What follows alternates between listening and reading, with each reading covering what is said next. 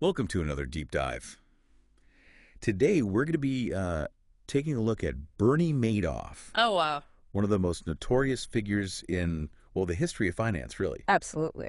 You guys sent over some really fascinating stuff, articles, excerpts from the American Scandal podcast, Yeah. court testimony even. Yeah. We're going to try to unpack how Madoff went from, just an ambitious kid in Queens Right. to like a Wall Street legend to, of course, the architect of, well, one of the biggest financial scams in history. Yeah, it's a story that, really captures the imagination, the Yeah. rise, the fall, just the sheer scale of the deception. Yeah, it's almost Shakespearean. Yeah. But let's start at the beginning. These sources really paint a picture of Madoff's early life that seems, well, almost like tailor-made to create this relentless drive for success. Absolutely. Imagine growing up, watching your father struggle financially, Yeah. eventually having to file for bankruptcy.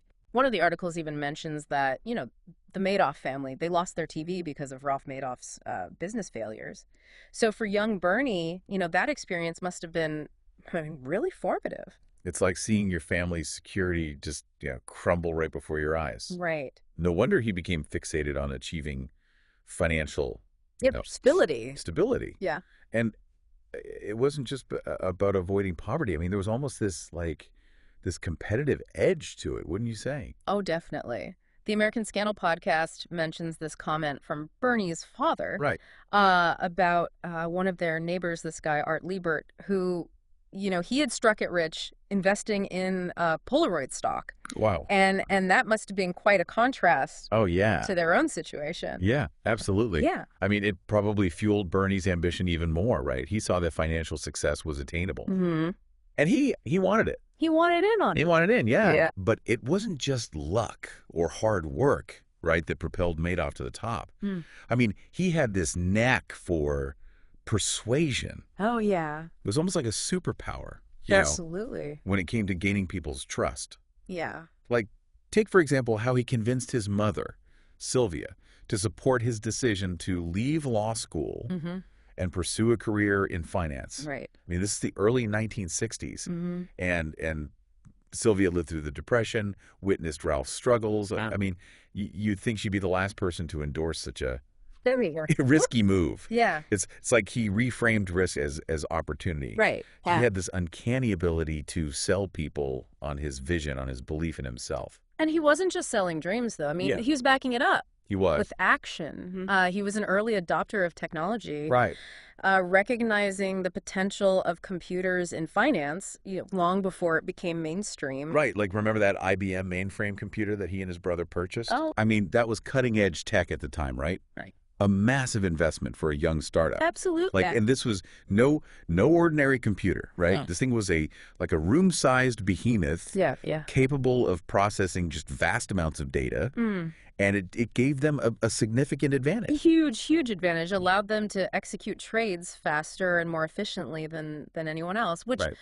quickly attracted clients, Yeah. bolstered their reputation. Absolutely. He was, a pioneer in using technology Yeah. to gain a competitive edge in the financial world. So he had the drive, the charisma, the tech savvy. I mean, no wonder he started attracting big-name investors like Carl Shapiro. Oh, yeah. But as Madoff's wealth and influence grew, Right. so did his lifestyle. He was hosting lavish parties Yeah. at his beach house, cultivating this image of success Right. and exclusivity. It was all part of building the Bernie Madoff brand. Yeah, absolutely. Wouldn't you say?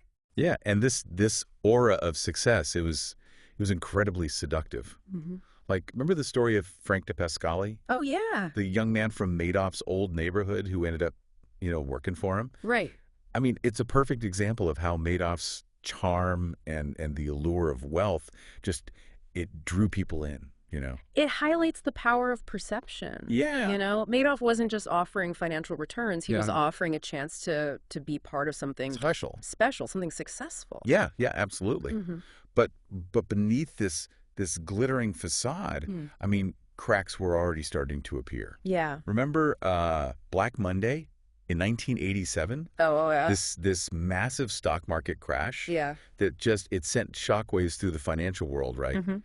And according to to our sources, Madoff didn't handle it as honestly as he could have. Right. The American Scandal podcast details how he instructed DePascali to lie to clients, Oh, wow. claiming that he had protected their investments when when in reality he hadn't. So instead of like being transparent, Right. he chose to maintain that illusion of success, right? Mm-hmm. Setting a dangerous precedent. It's a classic example of what psychologists call the slippery slope. Right. One small act of deception can lead to a cascade of lies. Yeah. Each one, bigger than the last. And for Madoff, this slippery slope was about to get a whole lot steeper. Oh, yeah.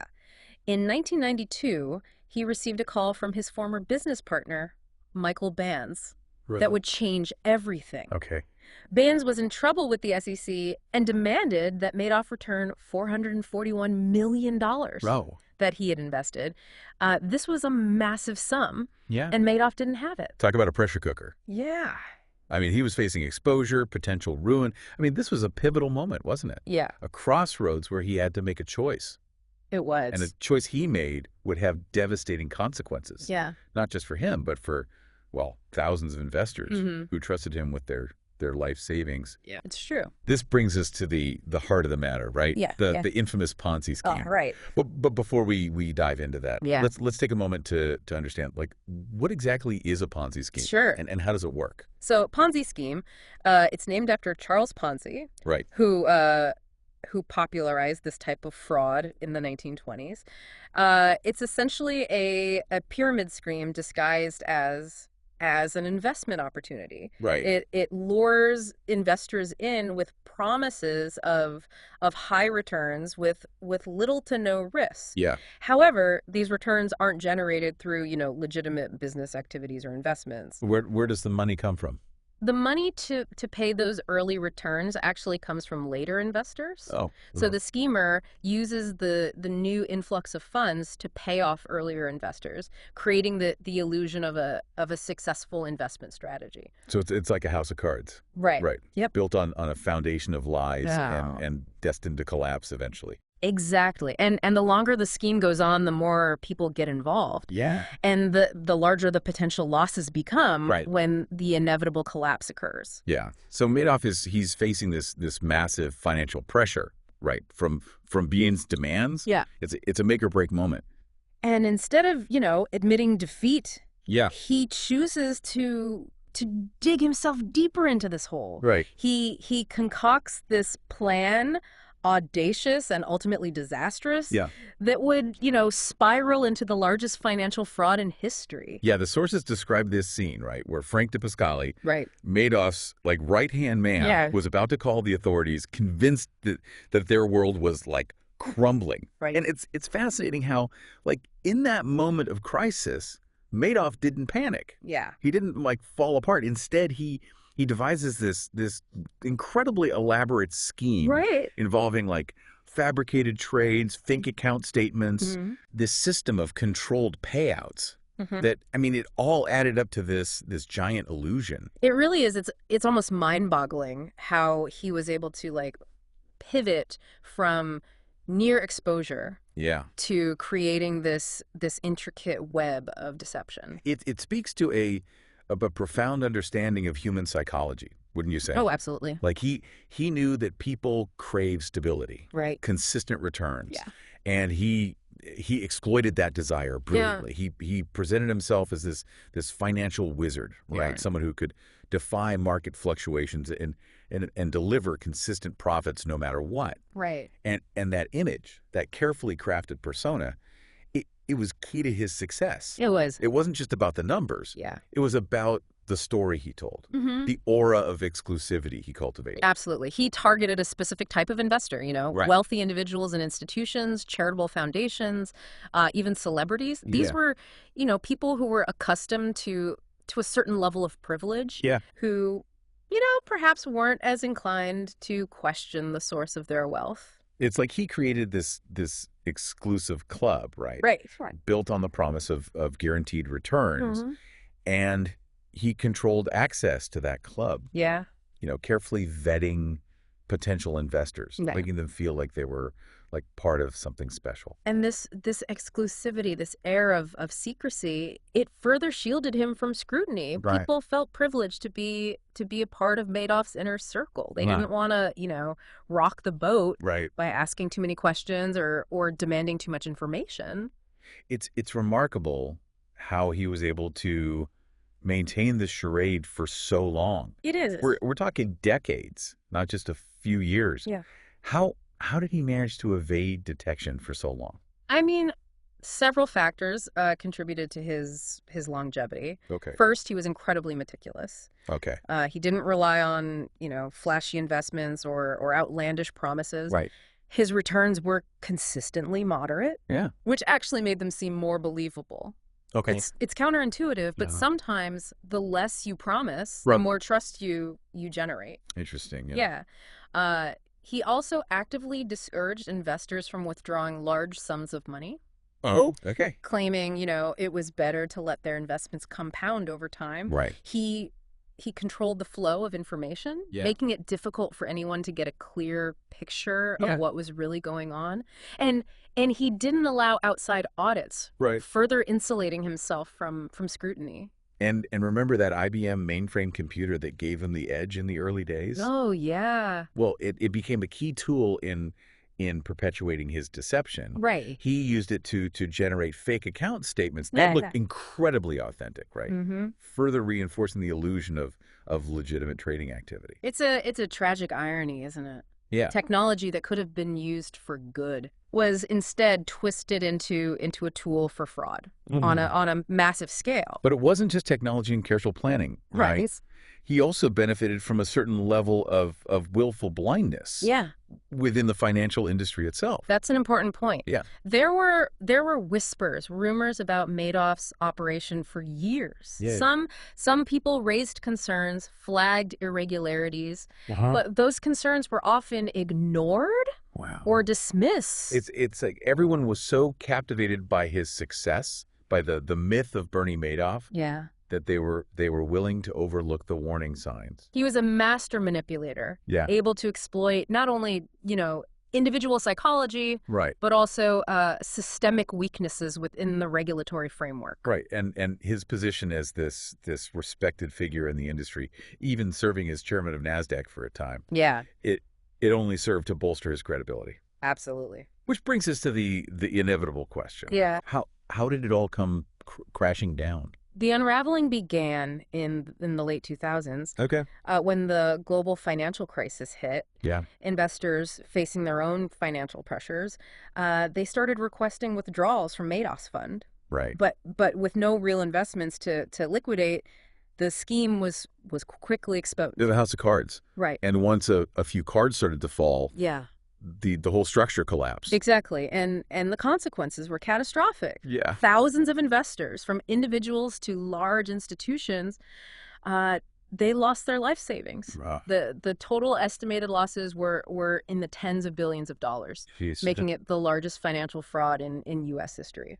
Yeah, it's hard to even fathom like the scale of the devastation, right? I mean, we're not just talking about numbers on a balance sheet. We're talking about people's lives, their dreams, their futures, all like shattered Yeah. by Madoff's deception. And that's where the court testimonies you provided, they really bring the human cost of it all Yeah. into sharp focus. The stories of retirees losing their life savings, families forced to sell their homes, Right. charities unable to fulfill their missions. I mean, it's truly heartbreaking. Yeah, it really underscores the ripple effect of financial crimes like this. Mm-hmm. It wasn't just about the wealthy elite. Right. It was about everyday people whose lives were just irrevocably changed by Madoff's actions. One testimony that really resonated with me was from a woman who had, invested her entire family's savings with Madoff, and she spoke about the shame and the guilt she felt. Yeah. Not just for losing the money, but for trusting someone who turned out to be, well, a con man. It's a reminder that, financial fraud is not a victimless crime. It's not. It leaves behind this trail of emotional and psychological damage. Right. That can be just as devastating, as the financial losses themselves. Absolutely. So this brings up an important question, right? Yeah. About accountability. I mean, what happened to Madoff after the scheme collapsed? Well, in December of 2008, Look, he uh, he confessed to his sons, oh wow. who then turned him into the authorities. So that was the end of the line. Yeah, it was the end of the line for Bernie Madoff. He pleaded guilty, right, to 11 federal He felony. did securities fraud, money laundering, perjury, Yeah. the whole nine yards. And in June of 2009, he was sentenced to 150 years in prison. Wow. The maximum sentence allowed. 150 years. It's a sentence that, I mean, it reflects the magnitude of his crimes, wouldn't you say? Absolutely. It was a symbolic gesture, a way for the justice system to acknowledge the immense harm he had caused and to send a message that, financial fraud will not be tolerated. But even after, his arrest and conviction, there's this sense that Madoff never like fully grasped the gravity of his actions. Right. In some of the interviews he gave from prison, he seemed almost detached, Yeah. as if he was like talking about someone else's crimes. It's an interesting observation. Perhaps it was a defense mechanism, Yeah. a way of, distancing himself from the emotional weight of his actions Yeah. and the consequences he faced. Yeah, or maybe it was like a testament to his ability to compartmentalize, Right. a skill that likely contributed to his success as a con man. Possibly, yeah. He was able to deceive himself. I mean, as easily as he deceived others. It's a complex and unsettling Yeah. aspect of his personality. But what strikes me most about Madoff's story is that it serves as this cautionary tale, a reminder that even the most seemingly trustworthy individuals can be, hiding these dark secrets. It's a reminder to be skeptical, to ask questions, and to never blindly trust anyone with your finances. Precisely. It's about due diligence, Yeah. doing your own research, understanding the risks involved in any investment, Right. and it's about being aware of the psychological factors that can make us vulnerable to manipulation. Right. We tend to trust people who appear successful, confident, charismatic. Hmm. I mean, Madoff had all those qualities, in spades, He did. and he used them to his advantage. His story highlights the importance of looking beyond appearances. Right. Yeah. Of digging deeper, of not being swayed by charm or promises of easy money. So as we conclude this deep dive into the life and crimes of Bernie Madoff, what are some key takeaways for our listener? Well, first and foremost, remember that if something sounds too good to be true, it probably is. Be wary of investments that promise high returns with little or no risk. And don't be afraid to ask questions. Yeah. If someone is being evasive or pressuring you to invest without, providing clear information, I mean, Right. that's a major red flag. It is. It's also crucial to diversify your investments. Yeah. Don't put all your eggs in one basket, Yeah. no matter how trustworthy the person or the institution seems. Yeah, good advice. And finally, I mean, remember that knowledge is power. It is. The more you understand about finance and investing, Mhm. the better equipped you'll be to protect yourself from scams Right. and make informed decisions. Madoff's story is a reminder that financial fraud can happen to anyone, but Mm-hmm. it's also a reminder that we have the power to protect ourselves by being informed, skeptical, and proactive. Well said. And that wraps up our deep dive into the world of Bernie Madoff. It does. Stay curious, stay informed, and as always, thanks for joining us.